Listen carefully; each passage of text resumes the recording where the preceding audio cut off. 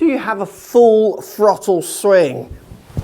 One when you just want to push that ball on a little bit further. So you can use this idea with your irons if you want to just like cover a bunker and you don't want to come in lower by hitting the 7 instead of say the 8. And certainly you can use this with the driver, a bit of room and you want to just try and send it a bit further. Again, cover a bunker, get over a stream. Just in those situations when you want to give it a bit more. Next time you're out there practicing, just give a bit of time to yourself to giving it a bit of a full throttle swing. So what I mean by that, I'm going to do everything I normally do. So I'm not going to try and change any of my fundamentals from an iron through to a driver. There are ways of adding more distance if you're not maximizing those. But you want to just apply the same techniques that you're applying, but you want to get the bigger version of the shot out. What I would go for, and give it a practice next time you're at the range, a little bit more shoulder turn. So try and get your shoulders turning a bit further.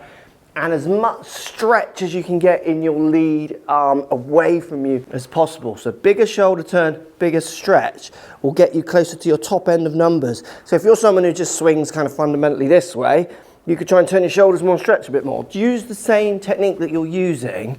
All I want you to do is just try and squeeze 5 yards extra carry, maybe 10 yards extra carry when it's appropriate. So also you could just release the lead foot as well. So if you're not so flexible, releasing this lead foot on the backswing, just letting it come up, might allow you to stretch and just rotate that bit more. And then the final thing, make sure you commit. Don't go at your normal speed, go at your top end speed.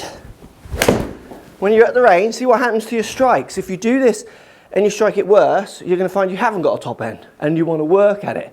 Lots of people you do this with, their strike stays consistent to what they bring to the table, but you have a top end speed, so you do move the distance on. If your strike deteriorates, don't use it, or practice it to get the strike better.